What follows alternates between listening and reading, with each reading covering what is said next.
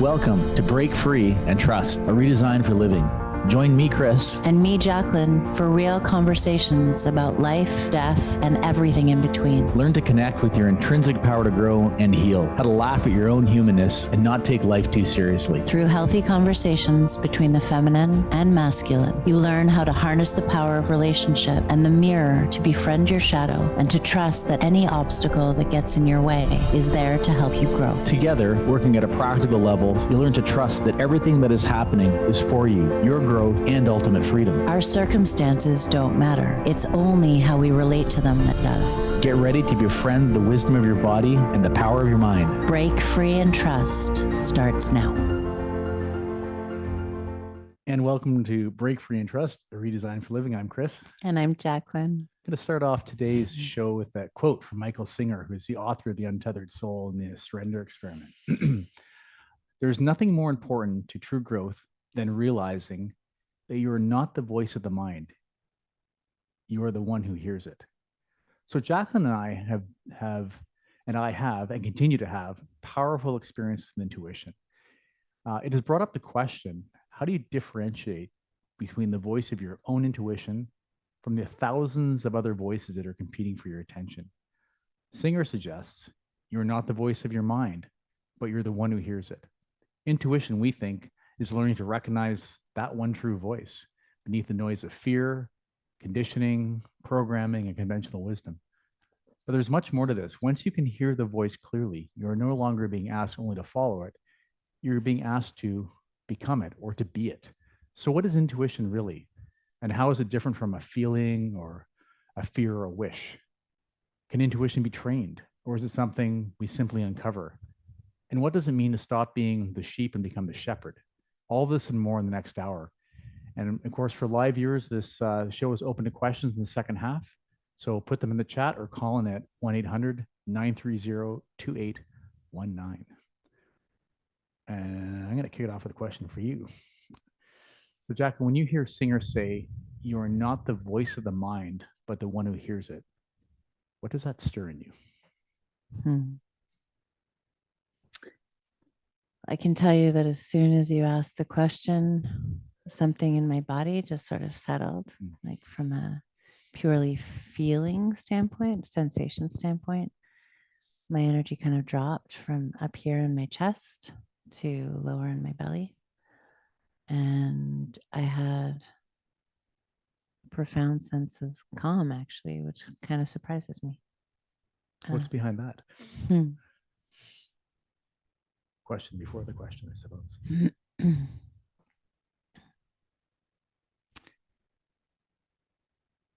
It's an interesting question to which I don't know that I have an answer.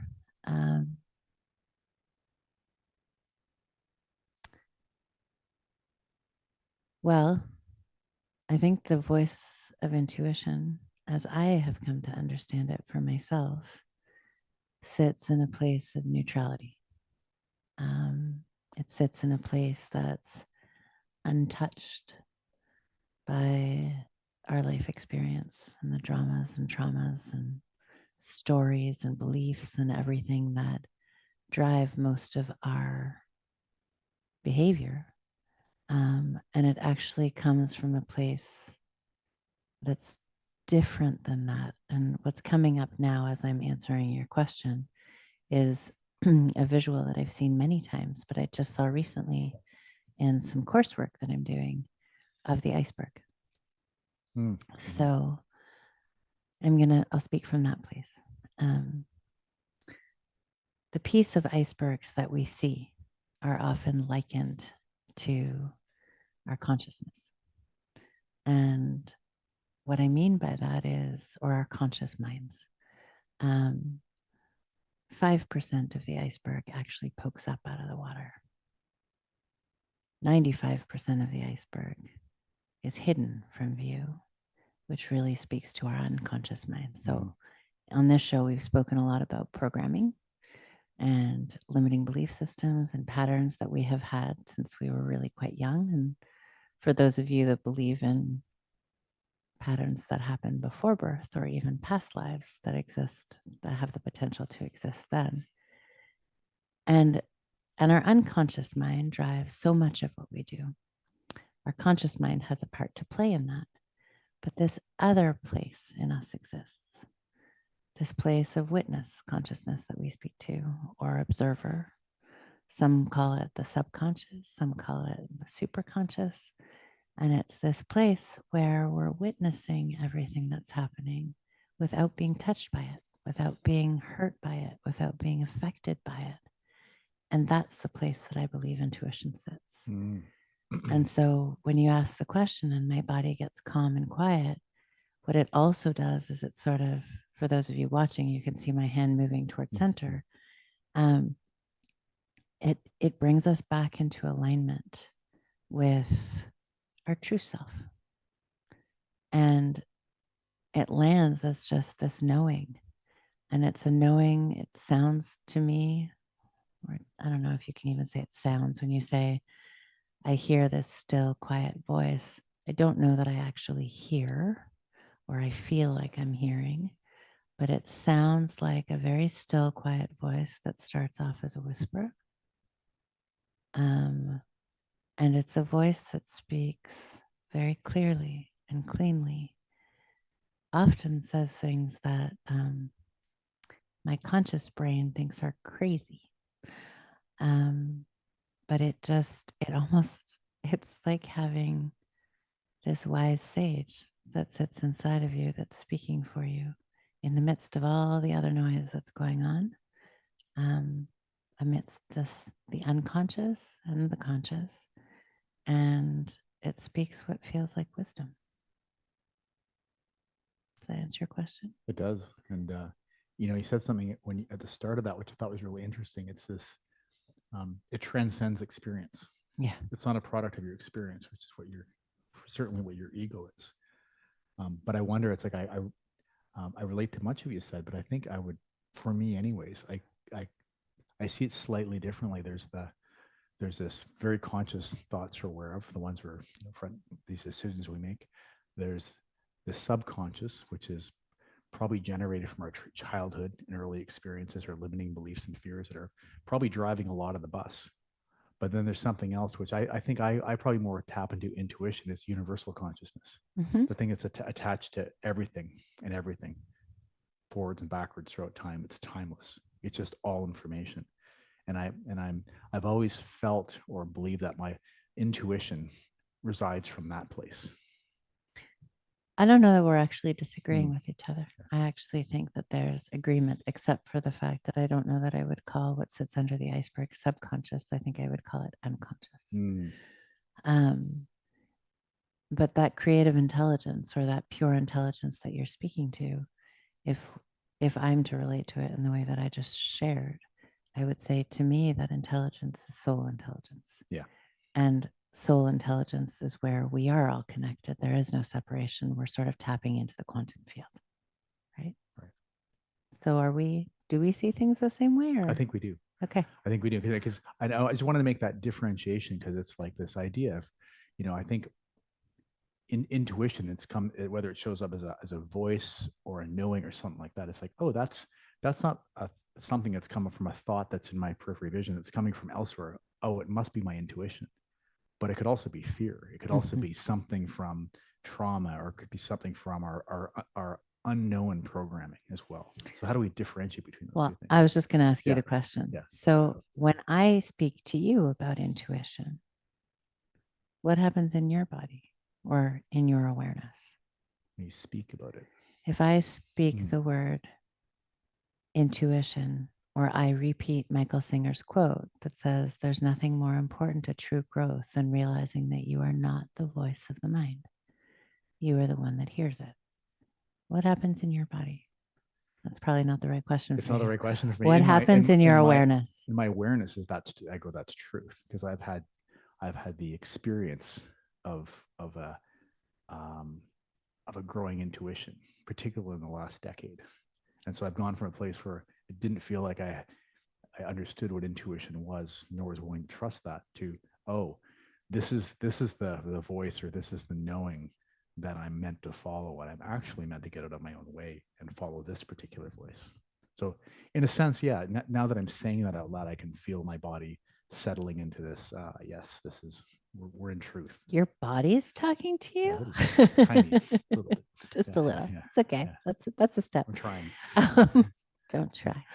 You do you. But so how do you know when your intuition is speaking versus all those other voices?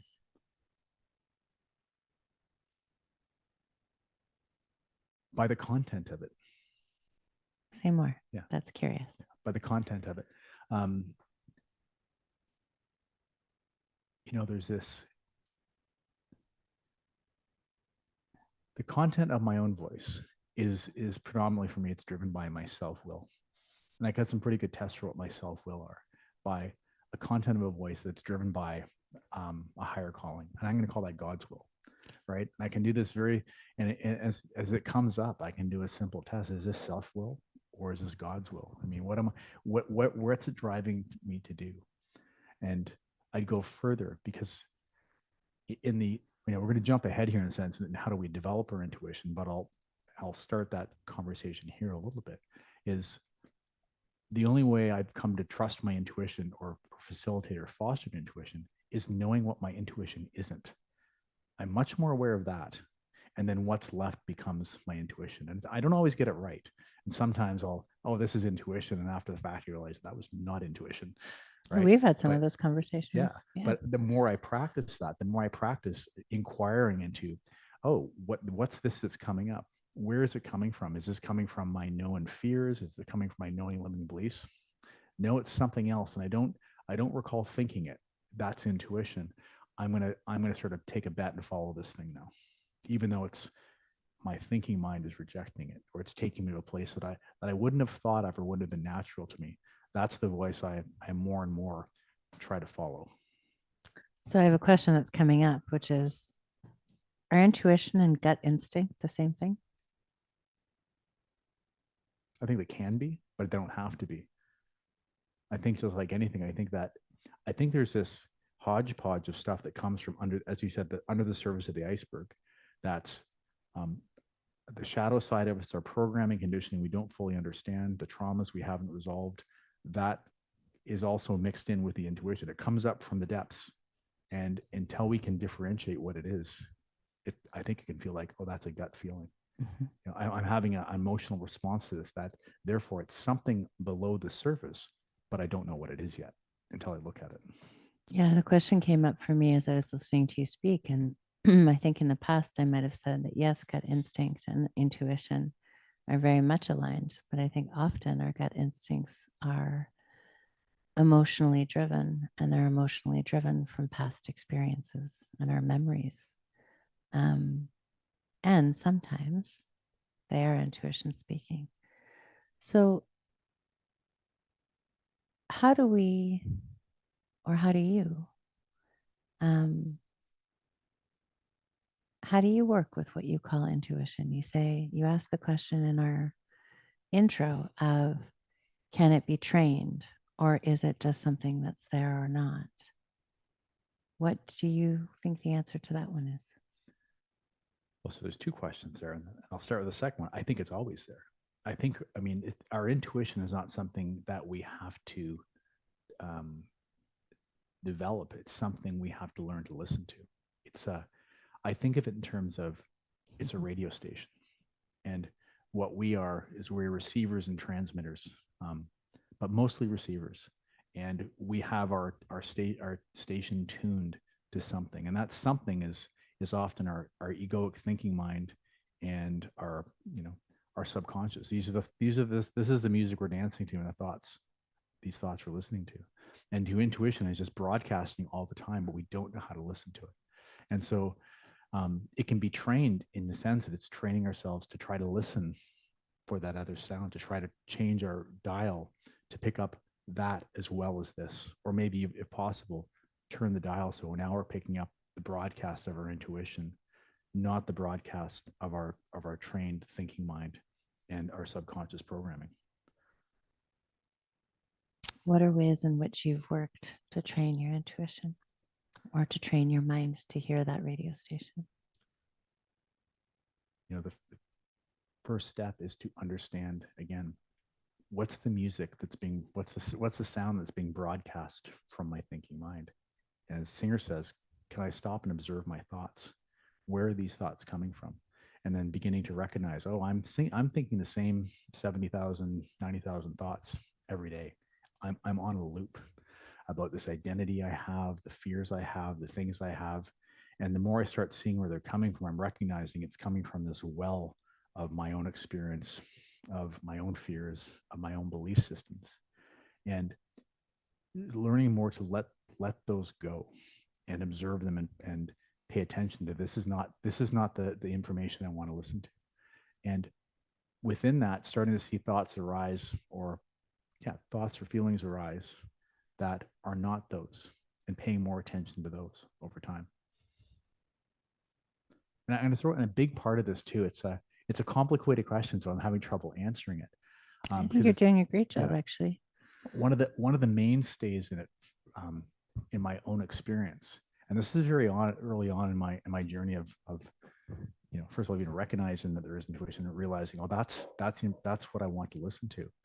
Um, I was I was in this place Miraval, which I brought up many times before, and one of the practitioners there who had done some work on me saw me walking around the grounds a little later on, and I had my headphones on. I was listening to like some electronic dance music or something like that, and he pulled me aside and just said, "Man, when you were in here yesterday, you're struggling. You have to be aware that what you put in your head is profoundly influential on all your thought systems and everything else. And it's like, I have a prescription for you, and it's for you to get off social media, stop watching news, stop watching uh, movies on Netflix, and only listen to spiritual music. Try that for a year and see what happens." And I'll tell you, and I did that, and all my thoughts began to change. Once I removed the bombardment of the propaganda, the societal conditioning, the stuff I was putting in my head, the profile of my thoughts began to change as part of It's interesting. We just spent the last 5 days on Bowen Island um, doing some facilitation of a retreat. And I really noticed we're sitting in nature. And in many ways, we chose not to access a lot of noise. So no television, no movies, no whatever. And it was amazing when I drove back into the city last night and I saw like billboards and other things. I was really struck by the difference in consciousness that was showing up being immersed in nature, or as forest bathing, as they say, versus being in the busyness of the real world, in quotations, and what that actually did to my nervous system. So I get it. In my experience, intuition is only really accessible when the nervous system is calm. Mm. Our nervous systems, our brains, really, in many ways, we put a lot of energy and talking into our prefrontal cortex and the place of reasoning and rational thinking. And yet, much of our brain is really focused more on that unconscious place that we're speaking to, that sits under the iceberg. And if our brain in any way is put into its sympathetic state or a stress response, our capacity to be able to listen to anything beyond our survival diminishes tremendously. And so much of the work that we do, and I'll speak about I do more specifically, is really in working to train the nervous system into a place of relaxation, often by creating enough hermetic stress, or just enough stress, that creates that bounce back of relaxation in order to then be able to hear what exists beyond survival mode. Most of us, without even being conscious of it, are walking around in survival mode all the time. And so from that place, we don't actually even have access to that voice of intuition. When you're in fight or flight, you can't hear that station, right? No. In that term. Yeah. There's too much noise. Yeah. And it's actually, and you put it beautifully. I mean, that's actually part of a part of our human condition. I mean, if we're in fight or flight, if there's danger, we don't want to be accessing intuition at that point in time. We want to be evaluating the environment, getting tunnel vision, and finding a way to escape it. Our intuition is not helpful then. Yeah. So it's a great feature of being human that's been hijacked a little bit here. Totally. Yeah. Something else is coming to mind, which I find curious. I've never thought about this before, but in our training from the yogic scriptures, what we've learned is that we have three minds. And one is the negative mind. And the negative mind isn't negative, it's actually really important. And the negative mind is that place of moving toward things that promote survival and saying no to things that are dangerous. It keeps us safe. The positive mind is all about saying yes, and it's expansiveness and possibility, but out of whack, it also creates lots of trouble. The neutral mind is that mind that can hear those thoughts coming from both sides and actually operate along the middle path that Taoists talk a lot about. And what came to me as we were talking is that middle, they use the word middle path, right? And intuition, as it's understood in many different energetic systems, is the third eye. And the third eye sits right in the middle. Mm-hmm. And much of intuition actually sits right there. Right? When we're not being pulled towards scarcity or safety, and we're not being pulled towards the direction of pure expansiveness, but we're actually meeting somewhere in the middle, that voice all of a sudden comes online, or that radio station. We can hear it. We can tune in. Yeah. I mean, the third eye, it's like the all-seeing eye, that seat of intuition. Yeah. So, we were talking, I can't remember what we were saying on our last podcast where I said that's something that I've been with since I was a little girl. Do you remember what it was? I don't. Okay. I definitely have a very active, negative, and positive mind. And I do not operate from my intuition 24/7. I don't know that any of us living in this world can operate 24/7 from our intuition because there's noise that pulls us in different directions. But I definitely know that practices like Qigong, Tai Chi, yoga, breath work, meditation, martial arts, they all bring us into a place that actually centers us and roots us so that when life comes to knock us down or the wind changes, we don't actually get knocked over or break, but we learn how to pivot, right? And so we can stay in that center place. And in my experience, that voice that we're speaking of has come forward a number of times. I can think of specific circumstances in my life where my intuition spoke, and it spoke in ways that didn't make any sense to my thinking mind. And I was compelled to listen. And then I can think of a number of times in my life where that intuition spoke and my thinking mind took over. Mm-hmm. And I didn't listen. And I entered periods of deep chaos. Is that true for you? Well, definitely true.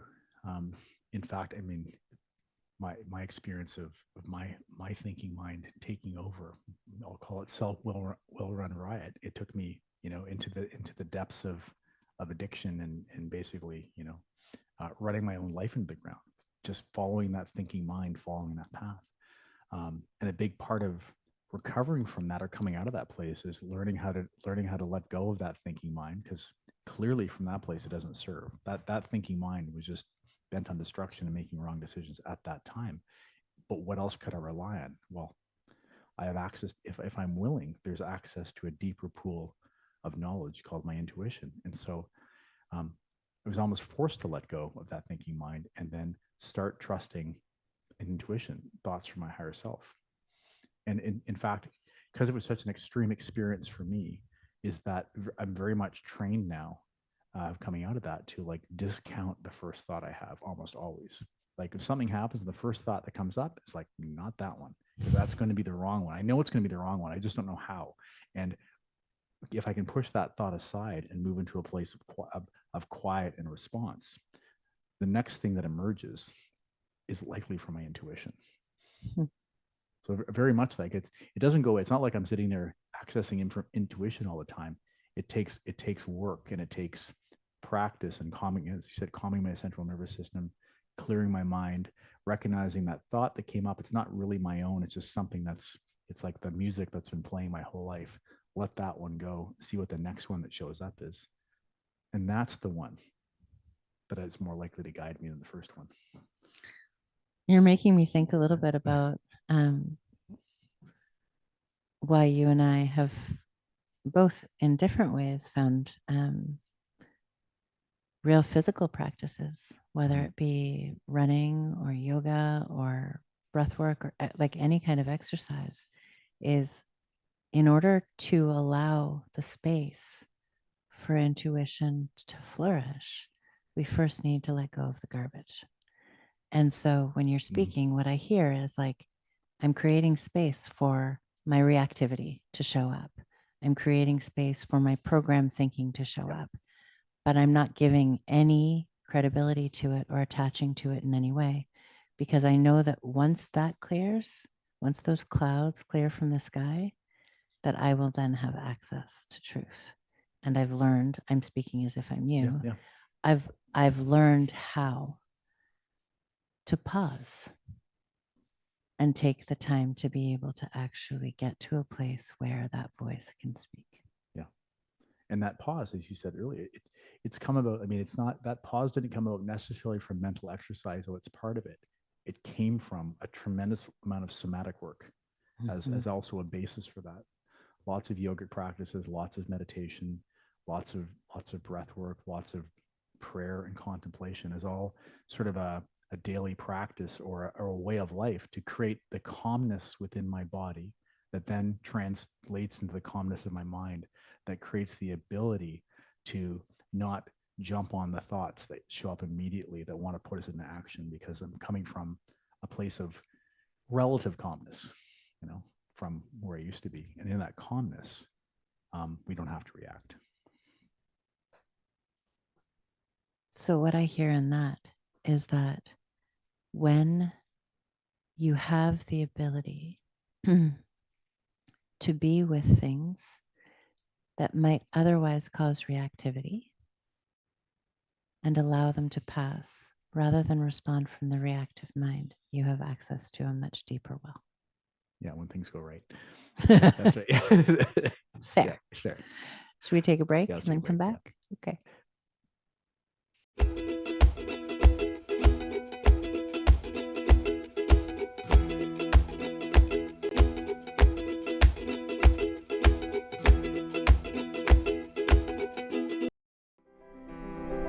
Tune in to Break Free and Trust, a redesign for living with me, Jacqueline. And me, Chris, on Transformation Talk Radio, every second and fourth Monday at 3 p.m. Learn to connect with your intrinsic power to grow and to heal, and how to laugh at your own humanness and not take life too seriously. Witness the field of potential that arises when you take personal responsibility and become the divine creator in your own life. Visit theway-healing.com for more information.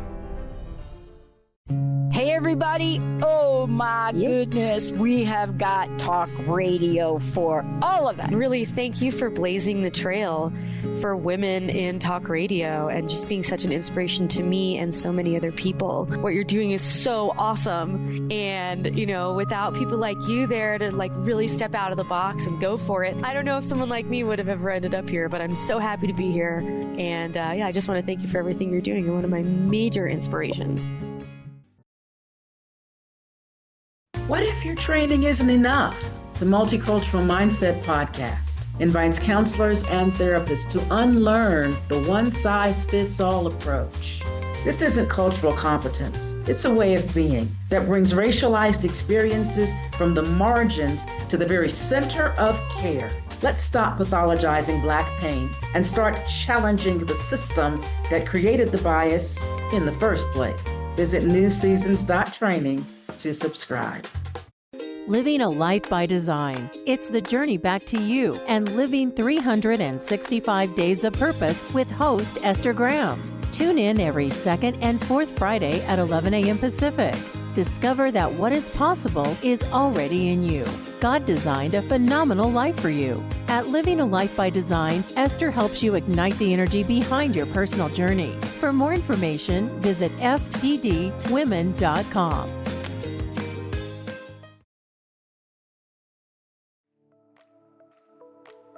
Let your dreams and not your doubts drive your decisions.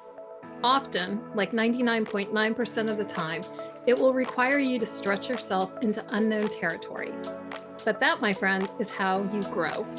You are making decisions all day long. Decisions about what to eat, what to wear, who to call. Decisions about how to spend your time and who to spend it with. Or how to spend your money and what to spend it on. If just for today, you stopped before every decision and checked in with yourself and let your dream. And we are back. And it's funny, in the break, we reminded ourselves why we even had this episode of intuition. There's stories that are coming up our own life that led to this, and thought maybe we'd start by sharing those with you right now. And the first one I want to share, because it relates to Jacqueline's story, is one of the first times I really trusted intuition, and it just showed up in this miraculous way. I was in about 7 years ago, as I was going through my struggles with addiction and mental health, and I was not an intuition-driven person at all in this time. My central nervous system was a wreck, and I was very much driven by self-will and make stuff happen. Right? No intuition. That's woo-woo stuff. That was the old me, but things were getting pretty bleak in my life, and so I'd gone away to this wellness place called Mirabel, which I just mentioned earlier, and had seen a bunch of practitioners. And one of my last meetings was with a psychic there, and Kundalini teacher named Taj Paul, who basically told me I was standing on a pile of dynamite. It was going to go off. There was nothing I could do about it. I was about to go through a really tough time, and lose a whole bunch of stuff, but everything was going to be okay, she said with a pause, as long as I did Kundalini yoga. Okay, I was 49 years old. I had never done yoga before. And so I'd never even heard of Kundalini yoga. But I'm sitting there and I'm like, I don't know what came over me in that time. It's like, I don't really have any choices left. I can feel my predicament. Something deep inside me was telling you must listen to this woman. I mean, you don't have any choice, but there's something was so powerful in me. I said, I have to listen to this woman. And I wasn't really good at listening to anybody at that stage. This for me was a really profound intuition taking over. I came back to Vancouver where we lived, looked up Kundalini yoga, and I went to my very first yoga class, which is this Kundalini yoga class. And if you've never done it before, it's like chanting, it's like people with turbans on, like there's all sorts of weird stuff going on. So I said, you know what, I'm here, I'm going to sit down, I'm going to do this thing. And I had this massive emotional release within this class, like nothing I'd ever experienced before, like something that's been in me for 49 years started to get released for the first time. And the teacher came up to me at the end of the class and said, listen, I can see you're struggling with something clearly. You're going through had a powerful release. And out of coincidence, the teacher's training for this particular discipline starts tomorrow. She had no idea that I'd never done yoga before, just saw that this could be helpful. And here I am. I've been sent here by a French psychic from Arizona. Teacher's training starts tomorrow. My intuition told me, you have to say yes to this. Every bit of logic said, say no to this. This is ridiculous.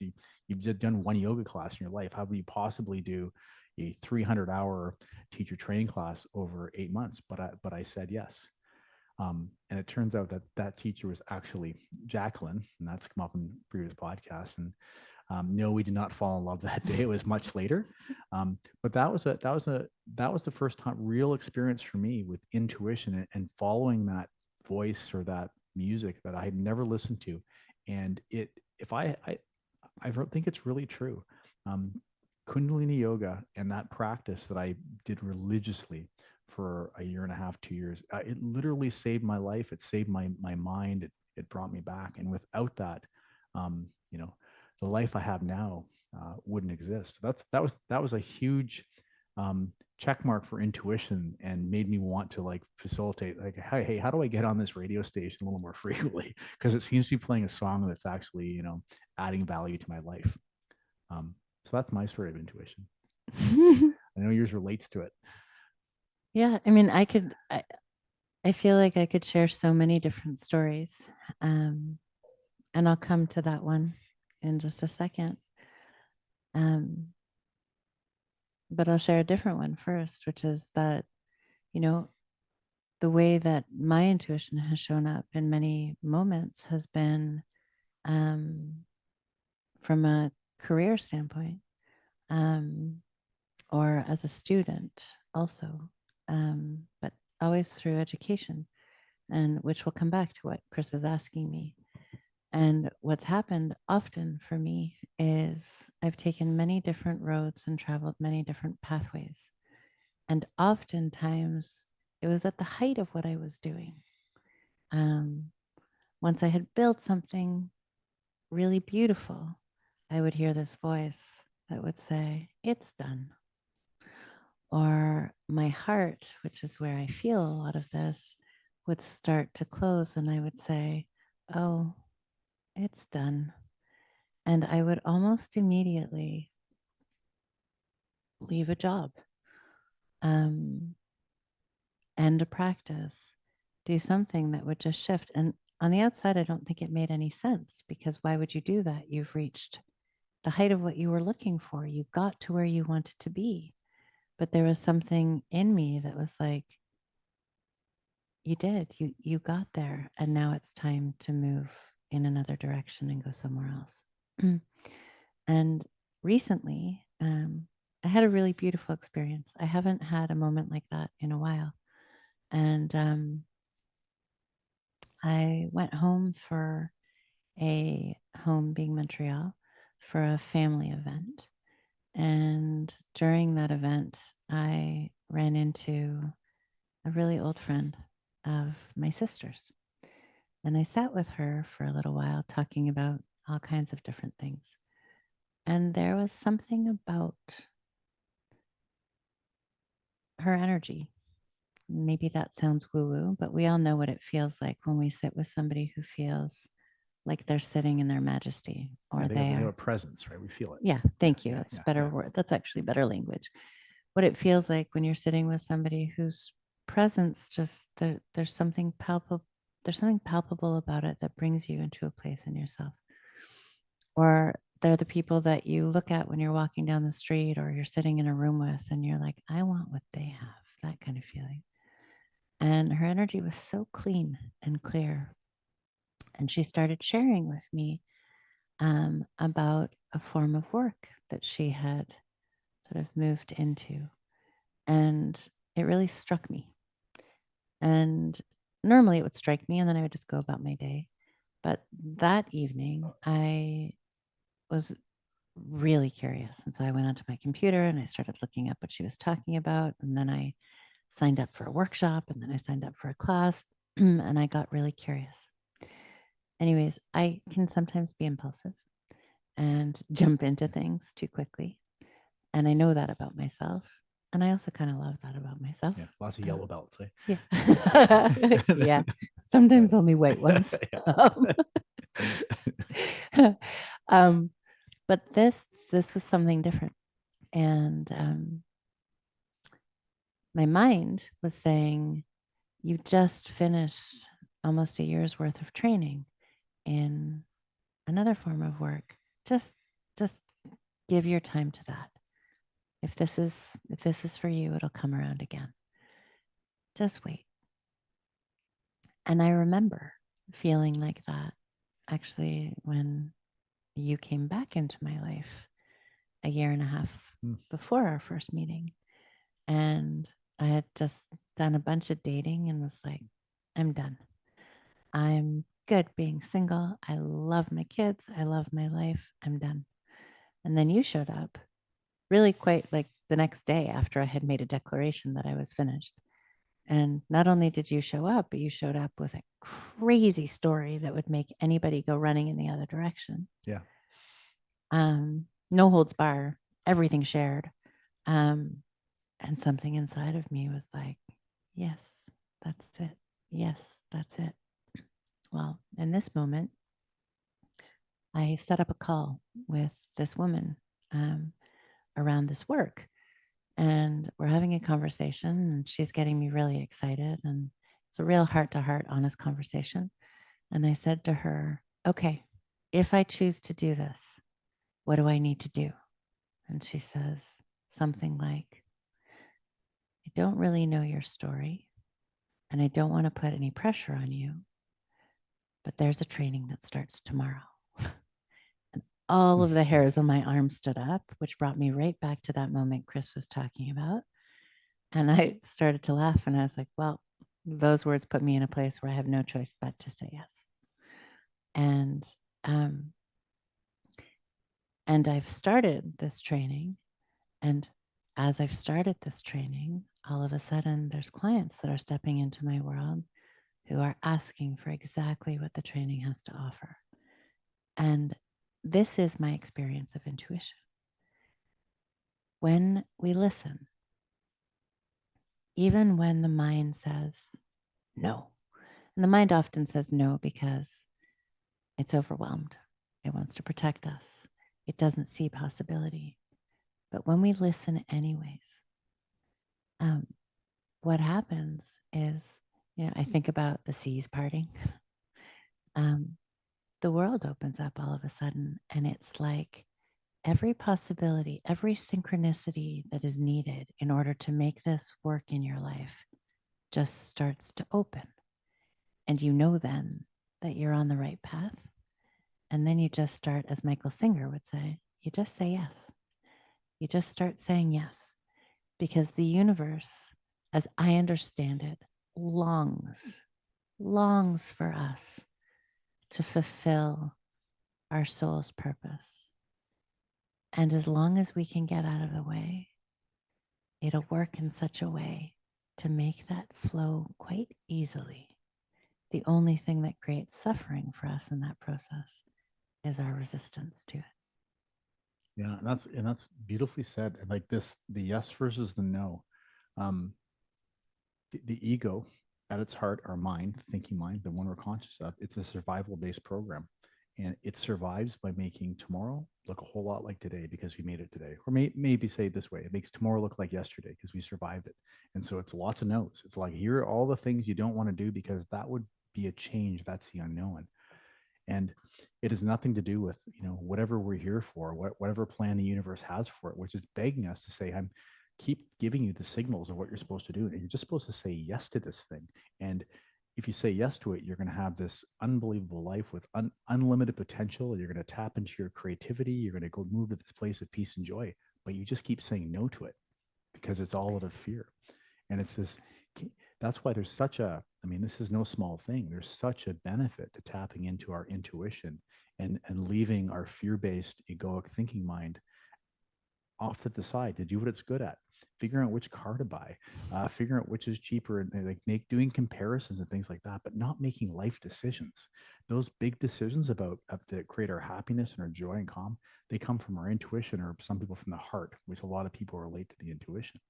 And so, the critical skill to master, as we're sort of zoning in on this, is how do we differentiate between, what's the intuition versus what are our fears, what are our untapped emotions, what are the false voices. So I'm going to ask you that because it's a really easy question. Yeah, it's so easy.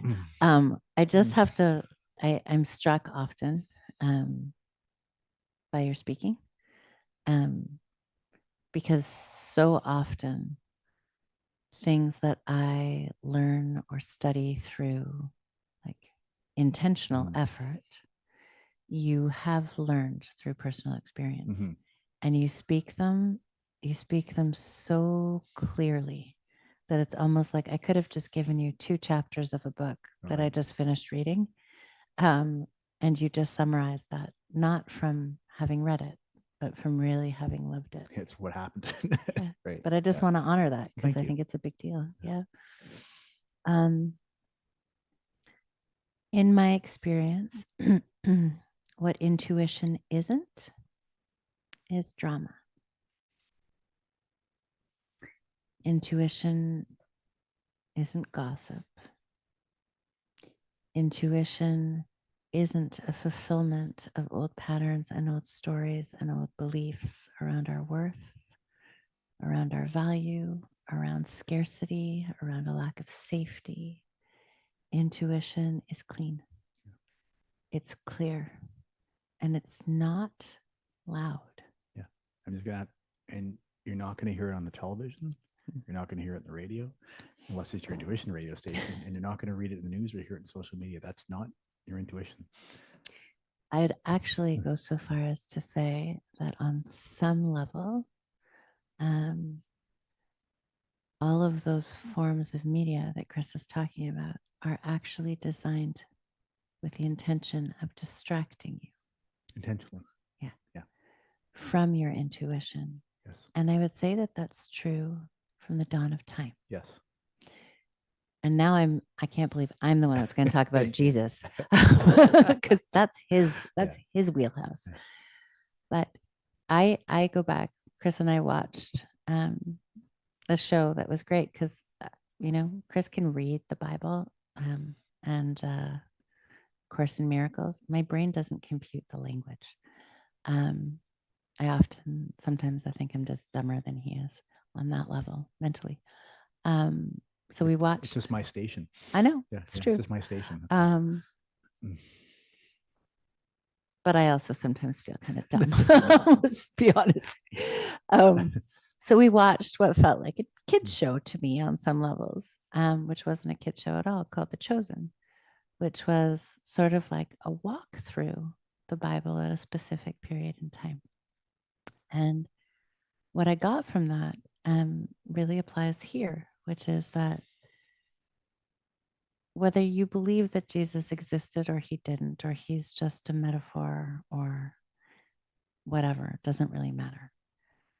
What I watched in that process was somebody coming to invite people into a place where they could know truth, not by going to synagogue or church or the mosque or anywhere else,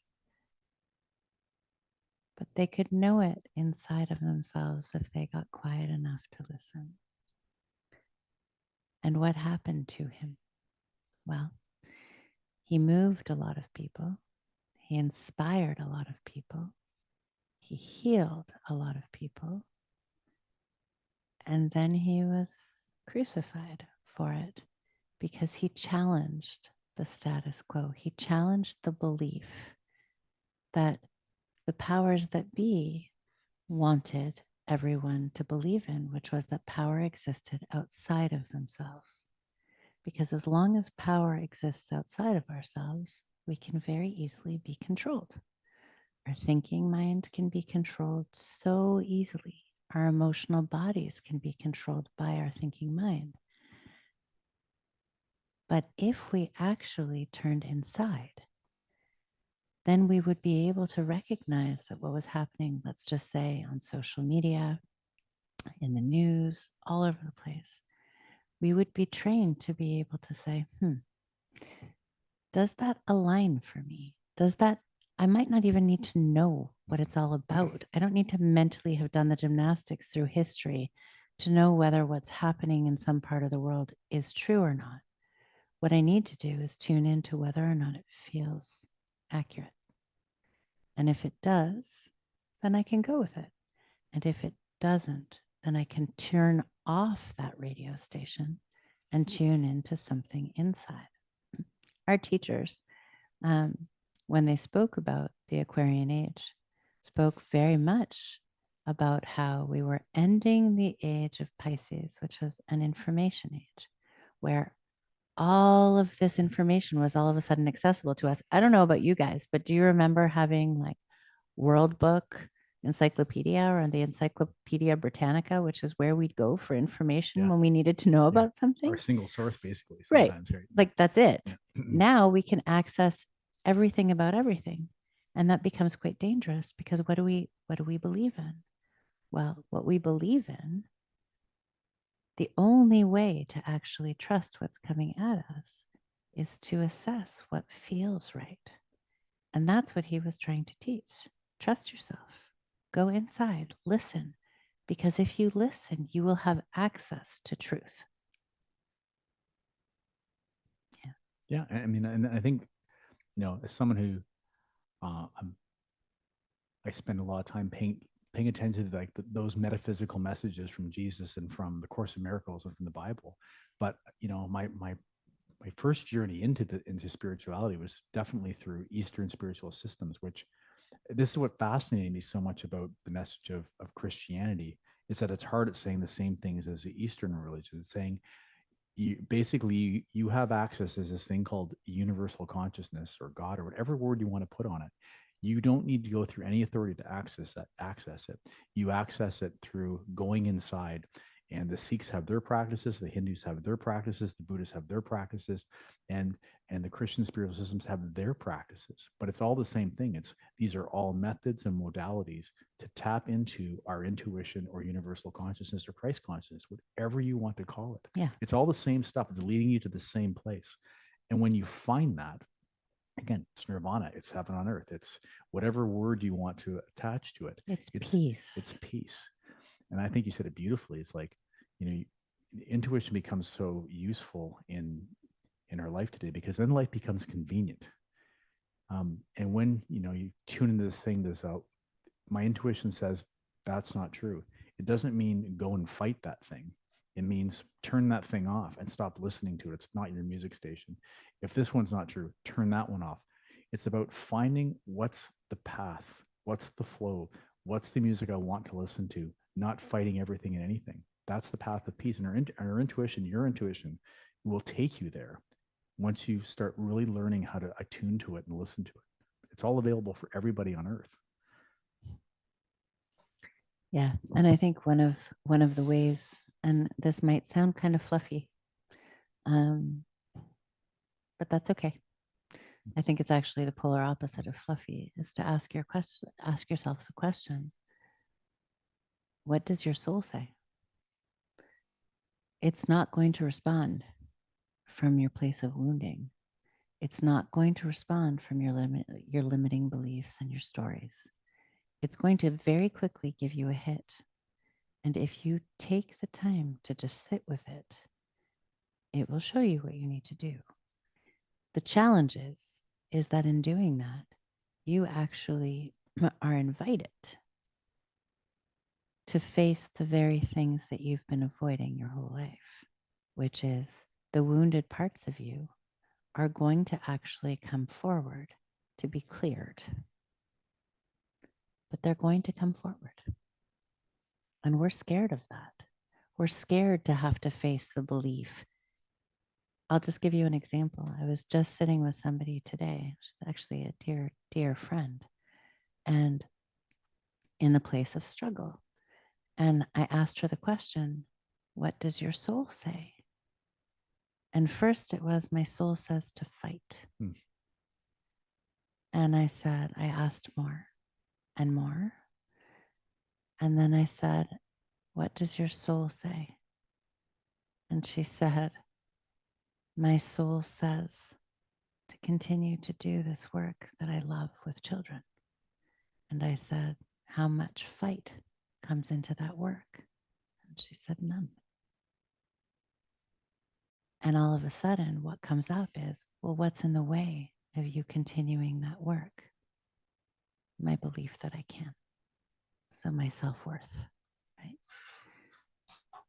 In order to follow the intuition's voice, we will inherently be brought to task, which means we will have to face the places inside of ourselves that make us smaller than we are.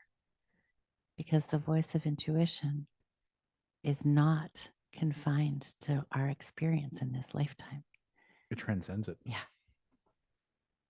And in order to listen, we also will transcend it, which then brings us to that place of nirvana or bliss, which ultimately is actually a sense of peace and ease and flow and calm. And all of us want that, right? But sometimes we need to walk through the fire to do it.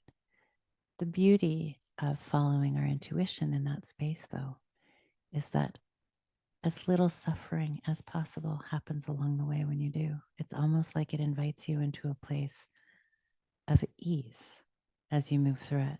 So the ego will take you and put you in a place where you're swimming upriver like a salmon.